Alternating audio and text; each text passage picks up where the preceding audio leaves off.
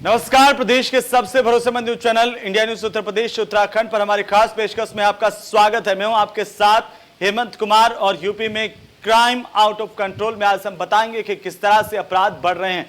अपराधी पुलिस के लिए हर दिन चुनौती बन रहे हैं। एक तरफ पुलिस ऑपरेशन क्लीन चला रही है तो दूसरी तरफ अपराधी वारदातों पर वारदात को अंजाम दे रहे हैं।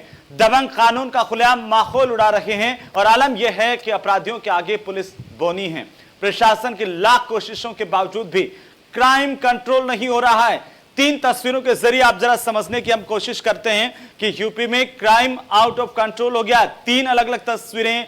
कब महफूज होंगी आखिरकार बेटियां, दबंगों के आगे बेबस बेटियां। और तीसरी जो तस्वीर है रिश्तों के कत्ल की तस्वीर है, जिसको लेकर के एक बार फिर से सवाल उठे कि आखिरकार दबंगों के अपराधियों के हौसले बुलंद क्यों हैं। ये सवाल इसलिए क्योंकि लगातार एक के बाद एक जिस तरह से वारदात सामने आ रही है, उसको लेकर के अब सवाल है कि आखिरकार क्राइम कब कंट्रोल होगा।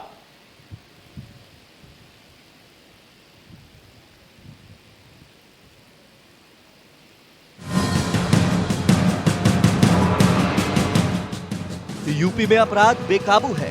दबंग कानून का खुलेआम माहौल उड़ा रहे हैं। आलम यह है कि अपराधियों के आगे पुलिस कौनी है। प्रशासन की लाख कोशिशों के बाद भी क्राइम कंट्रोल नहीं हो पा रहा है। महीना अगस्त, तारीख 16, दिन सोमवार और प्रदेश में अपराध की एक नहीं कई वारदात, हत्या, लूट, चोरी, डकैती, साइबर ठगी। आइए आपको दिखाते हैं अपराध की हर वो तस्वीर जो प्रदेश में कानून व्यवस्था को मुंह चढ़ाती नजर आ रही है। सबसे पहले बात गोरखपुर की, जहां आपसी विवाद में चली गोली में एक शख्स की मौत हो गई। दरअसल 2 पट्टेदारों के बीच विवाद हुआ और जमकर गोलीबारी हुई। वहीं दूसरी तस्वीर ललितपुर की है, जहां शराब पिलाने के बाद एक दोस्त ने अपने दोस्त को मौत के घाट उतार दिया। तीसरी तस्वीर गाजियाबाद की है, जहां ईंट से पीट कर 2 युवकों ने दोस्त को मौत के घाट उतार दिया। पुलिस ने इस मामले में एक आरोपी को गिरफ्तार किया है और मामले की जांच जारी है। वहीं बलरामपुर जिले में एक 19 वर्षीय युवक की चाकू से गोदकर हत्या कर दी गई। पुलिस ने मृतक की बाइक और उसकी जेब से 3000 रुपए बरामद किए हैं। मामले में एफआईआर दर्ज कर टीमों का गठन कर दिया गया है। यूपी में पुलिस और अपराधियों के बीच आंख मिचौली का खेल जारी है। मेरठ में दंपति की हत्या और लूट मामले में दबिश देने गई पुलिस के साथ बदमाशों की मुठभेड़ हो गई। इस दौरान पुलिस ने 30,000 के नामी बदमाश को गिरफ्तार कर लिया। वहीं बस्ती में पुलिस और बदमाशों में मुठभेड़ के दौरान 50,000 का एक इनामी बदमाश गिरफ्तार हुआ है। फिरोजाबाद की बात करें तो यहाँ पुलिस और बदमाशों की मुठभेड़ में 25,000 का इनामी गोली लगने से घायल हो गया। लखीमपुर खीरी में दुष्कर्म के बाद एक बेटी की गला घोटकर हत्या। नोएडा की रहने वाली अमेरिकी छात्रा सुदीक्षा भाटी की बुलंदशहर में छेड़खानी से बचने के दौरान सड़क हादसे में मौत। ये सब ऐसे मामले हैं जो अपराध की दुनिया में प्रदेश की छवि को खराब कर रहे हैं। ऐसे में बड़ा सवाल उठता है कि क्या कानून का राज खत्म हो गया है या अपराधियों में इसका कोई खौफ नहीं है। Bureau report, India news. तो उत्तर प्रदेश में आए दिन हो रही वारदात, इस बात को लेकर के अब सवाल उठने लगे हैं उनके जरिए कि आखिरकार अपराधी बेलगाम क्यों हैं। इस पर हम बात करेंगे, लेकिन सबसे पहले इस वक्त की बड़ी खबर से हम आपको रूबरू करवा दें। इस वक्त की बड़ी और महत्वपूर्ण जानकारी जो मिल रही है सहारनपुर से, जहां पर एक बार फिर से हैवानियत की तस्वीर सामने आई है। खौफनाक चेहरा अपराधियों का सामने आया है और ये चेहरा ये बताता है कि आखिरकार अपराधी बेलगाम हैं, उन्हें किसी का डर नहीं है। 4 लोगों पर गैंगरेप के आरोप लगे हैं। पुलिस ने एफआईआर इस पूरे मामले को लेकर के दर्ज किए, लेकिन सवाल बरकरार है। मामले की जांच पुलिस की ओर से की जा रही है, लेकिन इसके बावजूद भी सवाल बरकरार है और सवाल इस बात को लेकर के कि आखिरकार अपराधी बेलगाम क्यों होते जा रहे हैं। सहारनपुर से हैवानियत की बड़ी खबर मिल रही है। हैवानों ने नाबालिग के साथ गैंगरेप किया है और यह बताता है कि अपराधियों में किसी तरह का डर नहीं है। आरोप तो यह भी है कि पुलिस का इकबाल कम क्यों हो रहा है, इस बात को लेकर के भी सवाल है। हालांकि पुलिस ने एफआईआर अब इस पूरे मामले को लेकर के दर्ज की है। पुलिस का दावा है कि तफ्तीश की जा रही है, आरोपी जल्दी सलाखों के पीछे होंगे। लेकिन आरोपियों में भय क्यों नहीं है, आरोपियों में खौफ क्यों नहीं है पुलिस का, इसे लेकर के सवाल बार बार खड़े हो रहे हैं और चीख चीख करके पूछ रहे हैं कि आखिरकार उत्तर प्रदेश में कौन सुरक्षित है। पुलिस के साथ क्या हुआ वो अलग बात है, लेकिन जिस तरह से बेटियों के साथ बर्बरता हो रही है, अपराध घटित हो रहे हैं, वो बड़े सवाल खड़े करता है। उत्तर प्रदेश में कानून क्या बोना हो गया है। तस्वीरें देखिए, जरा अंदाजा लगाइए, इसके पीछे की स्थिति को समझने की कोशिश कीजिए कि आखिरकार आए दिन इस तरह की वारदात क्यों हो रही है। और फिलहाल जो खबर मिली है कि किस तरह से दरिंदगी एक नाबालिग के साथ की गई, गैंगरेप किया गया। साथ ही साथ ये सिर्फ एक जगह का मामला नहीं है, अलग अलग जगहों की बात करेंगे तो इसी तरह की तस्वीरें सामने आ रही है।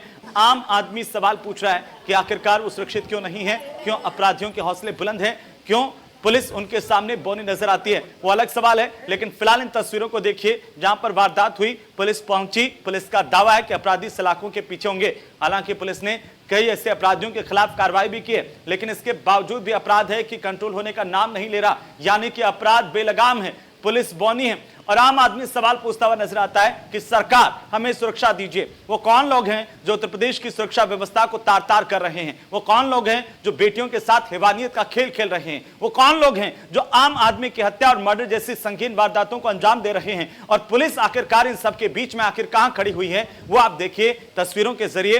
पहले इन तस्वीरों को समझने की कोशिश कीजिए कि आखिरकार ये सब क्यों हो रहा है। उत्तर प्रदेश में अपराधियों का नंगा नाच साबित करता है कि अपराधियों में पुलिस का भय खत्म हो गया है। लगता है कि पुलिस उनका कुछ नहीं बिगाड़ पाएगी। हालांकि पुलिस का भी दावा है कि जहां जहां वारदात हुई है, वहां कार्रवाई हुई है, वहां पर पुलिस ने लगातार कठोरता से कार्रवाई की और कई अपराधी अभी जेल में हैं। शासन, प्रशासन और पुलिस तीनों की ओर से कहा गया कि लगातार हम कार्रवाई कर रहे हैं, अपराध कंट्रोल में है। लेकिन उत्तर प्रदेश के अपराध के बढ़ते आंकड़े दिखा रहे हैं कि देश भर में उत्तर प्रदेश की स्थितियां आखिरकार क्या हो गई हैं।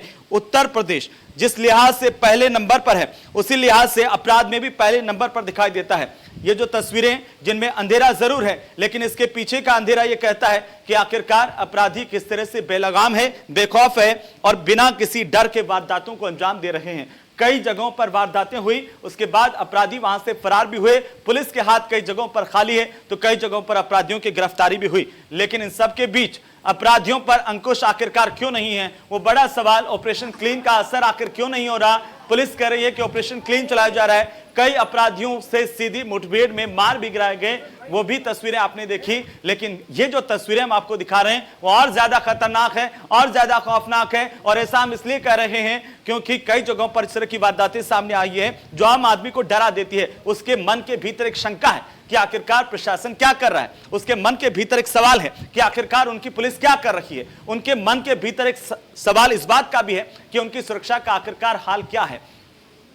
तो इस बात को लेकर के आज हम सवाल पूछेंगे इस बात पर कि आखिरकार उत्तर प्रदेश में क्राइम कंट्रोल क्यों नहीं हो रहा है। तो अलग अलग जगहों से हमारे सहयोगी जुड़े हुए हैं हमारे साथ, उनका रुख करेंगे बारी बारी से और जानने की कोशिश करेंगे कि आखिरकार वारदातें किस तरह से बढ़ रही है। सबसे पहले खुर्रम निजामी हमारे सहयोगी लखनऊ से हमारे साथ सीधे जुड़ रहे हैं। संजय मिश्रा हमारे साथ लखीमपुर खीरी से लाइव हैं, उनका भी रुख करेंगे। लेकिन सबसे पहले खुर्रम का गोरखपुर से भी हमारे सहयोगी सुशील जुड़ चुके हैं। खुर्रम, सबसे पहले आप बताइए कि किस तरह से उत्तर प्रदेश में कानून की स्थितियां इस वक्त देखने को मिल रही है, अपराध कैसे आखिरकार बढ़ रहा है?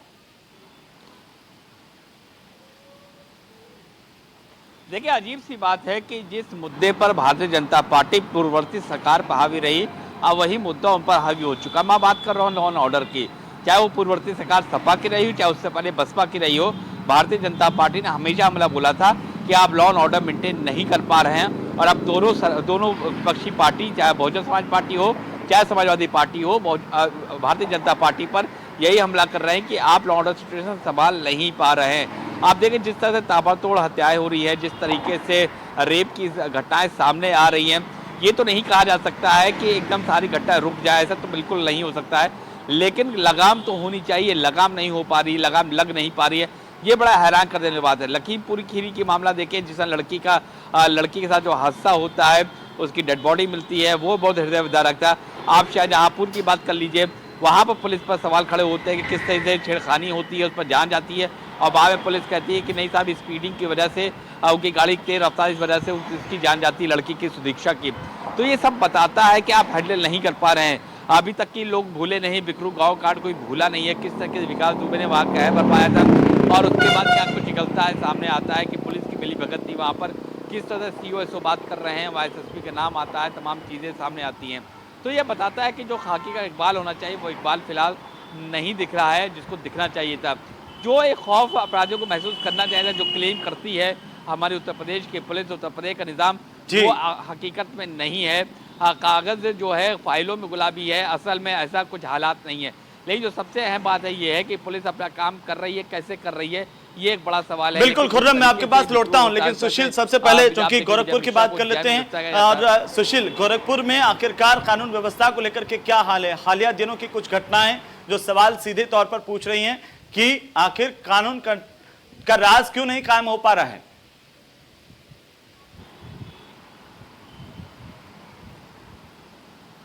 आपने, और ये तब है जब प्रदेश के मुख्यमंत्री योगी आदित्यनाथ ने सत्ता संभालने से पहले उन्होंने कहा था, जैसे ही सत्ता की कुर्सी पे काबिज हुए तो उन्होंने कहा था ऑपरेशन क्लीन के जरिए जो है माफिया वो या तो प्रदेश से बाहर होंगे या तो फिर वो जेल के अंदर होंगे।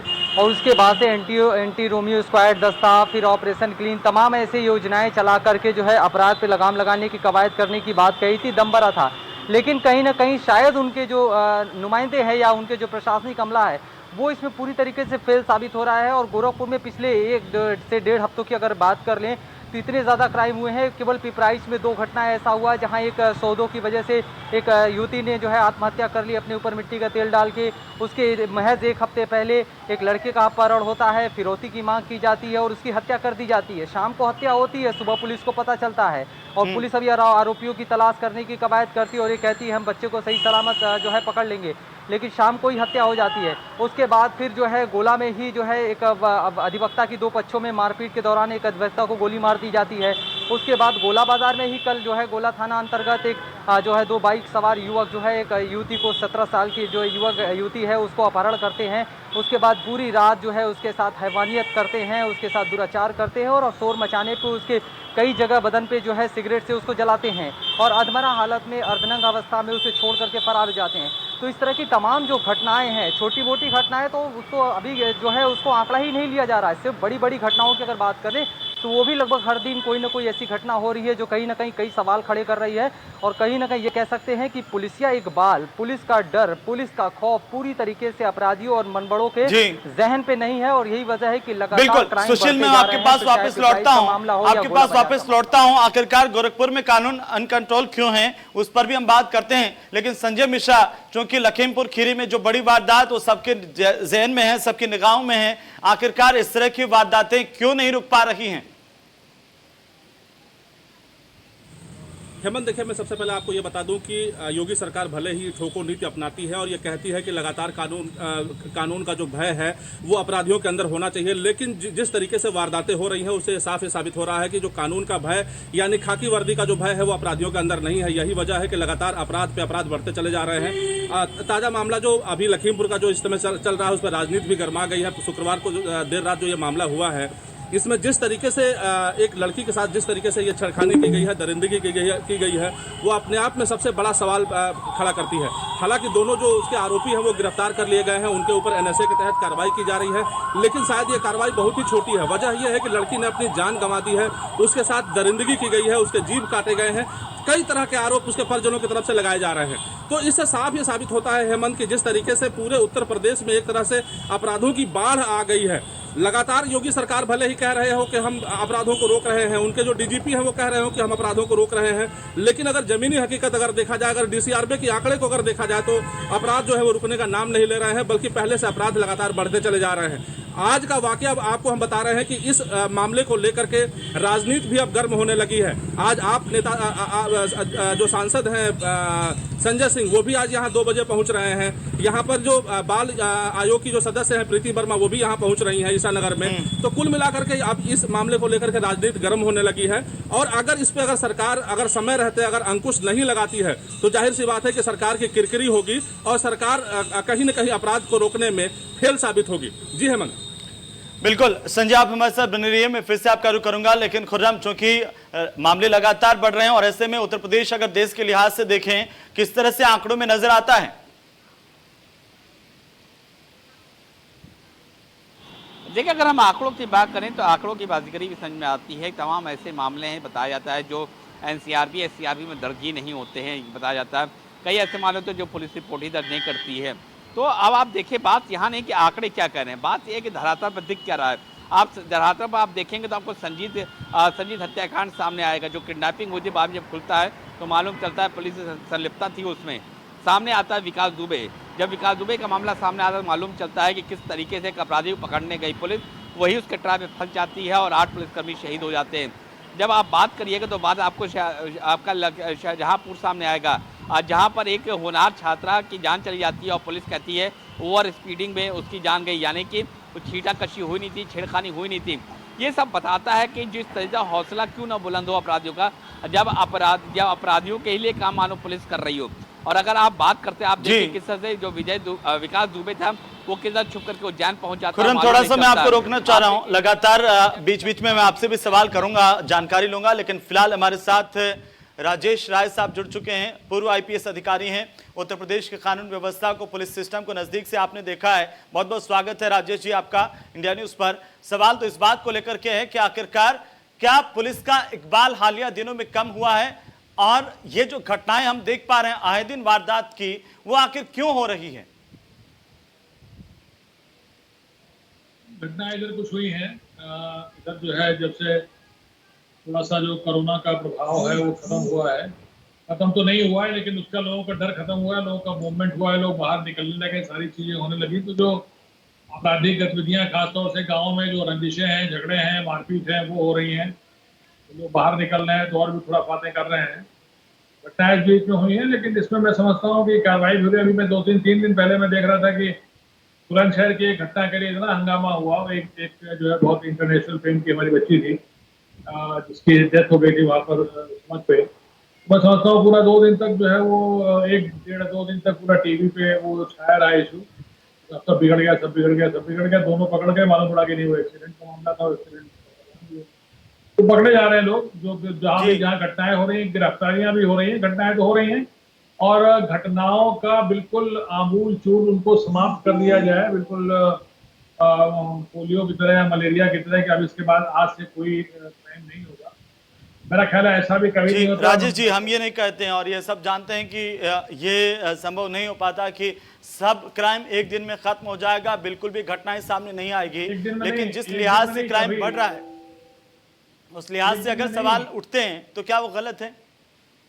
नहीं, सवाल तो अगर नहीं उठेंगे तो लोग उस पर तत्परता नहीं दिखाएंगे। वो क्या आपको नहीं लगता कि है। क्राइम का ग्राफ अचानक से बढ़ा है, और रोजाना जिस तरह से देखिए संगीन वारदातों को अगर हम देखते हैं तो एक के बाद एक, चाहे आप कहीं की भी घटनाएं ले लीजिए, चाहे वो बुलंदशहर की ले लीजिए, हापुड़ की ले लीजिए, लखीमपुर की ले लीजिए, गोरखपुर की ले लीजिए, किस तरह से बेटियां सुरक्षित नहीं है, आम आदमी सुरक्षित नहीं है।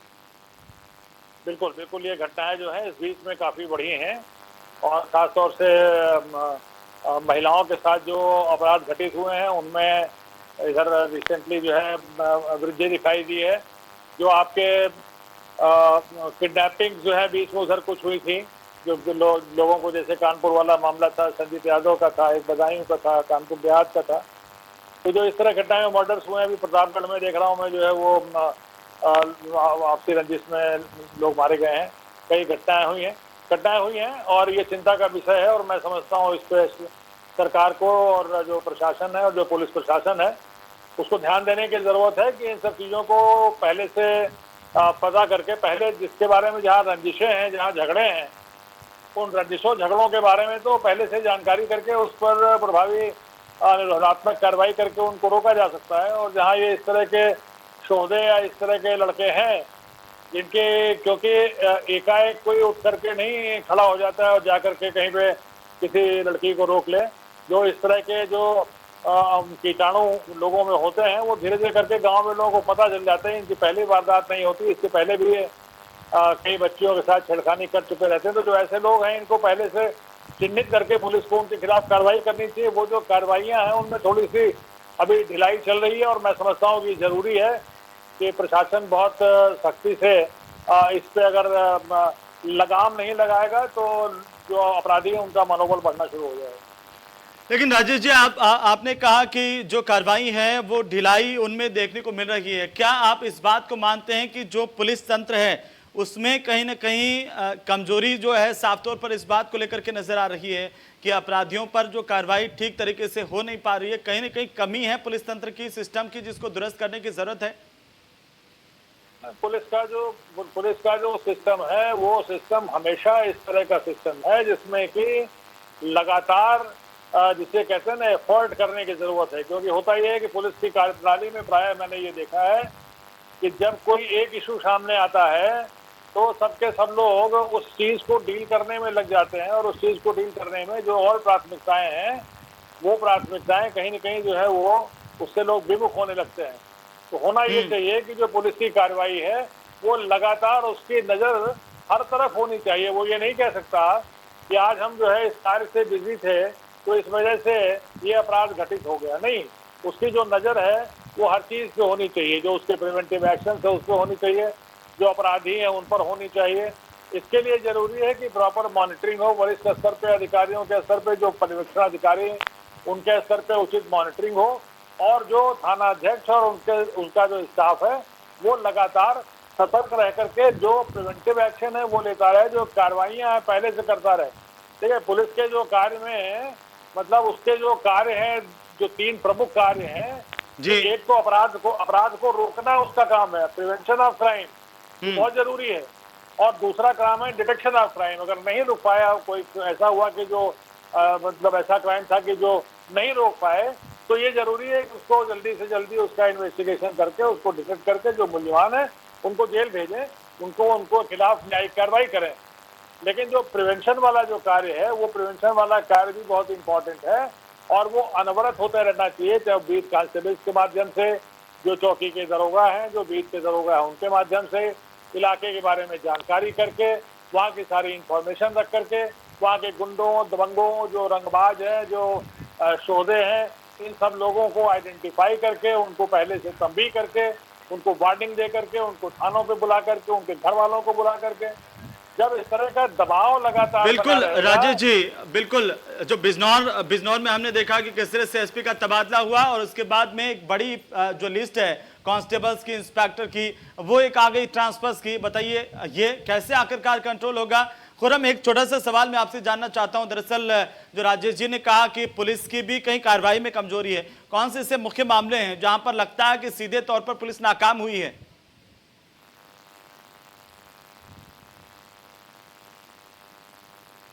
हजार मिलेंगे। मैं शुरू करता हूँ विकास दुबे वाले मामले की शिकायत कर देता हूँ, क्योंकि उसके बाद से लगातार इस बात पर चर्चा होने की लॉ एंड ऑर्डर सिचुएशन कहाँ है, ख़राब है। लेकिन उससे पहले और पीछे जाता हूँ, लखनऊ की एक घटना याद आती है जिसमें एप्पल का सेल्समैन था, जिसको सेल्स मैनेजर था, जिसको गोली मार दी जाती सीधे पुलिस से। तो उसके बाद जब तफ्तीश शुरू होती है तो उसका मालूम चलता है कि किस तरह से पॉइंट ब्लैंक रेंज से मारा गया था गोली। दूसरी बात आई है फिर विकास दुबे वाली घटना पर आई है, जब आपको मालूम था विकास दुबे किस टेम्परामेंट का है, तो कैसे वो पुलिस बिना तैयारी के वहाँ पहुँच जाती है। जो एनकाउंटर में शामिल थे, तमाम लोग मुठभेड़ में शामिल थे, जो जिंदा बच गया किस्मत रहते हो पुलिस वाले, उनसे बात हुई कानपुर में, तो उनका ये कहना था कि उनको मालूम ही नहीं था कि क्या वहाँ होने वाला है। यानी कि पुलिस को ब्रीफ ही नहीं किया गया कि जो टारगेट था वो किस टाइप का था, उसके आसपास की डेमोग्राफी क्या थी, टोपोग्राफी क्या थी, ये आपको क्लियर नहीं था, और आप वहाँ पहुँच जाते हैं। फिर आप आगे बढ़िए संजीत हत्याकांड, संजीत मामले में आप आइए, तो संजीत में मामला बाद ही पता चलता है कि पुलिस संलिप्तता थी। देखिए यहाँ मामला पुलिस की चूक का कम है, पुलिस की बिल्कुल खुरम, एक छोटा सा रिएक्शन राजेश जी से एक रिएक्शन लेना चाहता हूं। राजेश जी, एक छोटा सा रिएक्शन इस बात पर कि ये जो पुलिस की भूमिका बता रहे हैं खुरम, उनको आप किस तरीके से देख पा रहे हैं? सुन नहीं पाया कि उन्होंने क्या बात, किन केसेस के बारे में बात की है, तो मैं जो है वो उनकी टिप्पणी पर कोई टिप्पणी नहीं कर पाऊंगा, क्योंकि आवाज नहीं मिली उनकी, वो क्या बता रहे थे मैं सुन नहीं पाया जी। लेकिन वो कह रहे हैं कि लगातार पुलिस की भूमिका संदिग्ध रही है, कानपुर से लगा करके जहां पर भी ये बड़े मामले सामने आए हैं वहां पर लगातार पुलिस पर सवाल भी उठे हैं और उनकी भूमिका को लेकर के भी। फिलहाल बहुत बहुत शुक्रिया हमारे साथ जुड़ने के लिए। खुर्रम आपका भी, राजेश जी आपका भी, सुशील आपका भी बहुत बहुत शुक्रिया। कुल मिलाकर के उत्तर प्रदेश में जिस तरह से लगातार वारदातें बढ़ रही है, क्राइम का ग्राफ बढ़ रहा है, वो सवाल जरूर खड़े कर रहा है कि आखिरकार उत्तर प्रदेश की पुलिस कहां पर है। इस सवाल का जवाब कब मिलेगा, ये उत्तर प्रदेश की जनता पूछ रही है। फिलहाल मेरे साथ इस खास पेशकश में इतना ही। नमस्कार।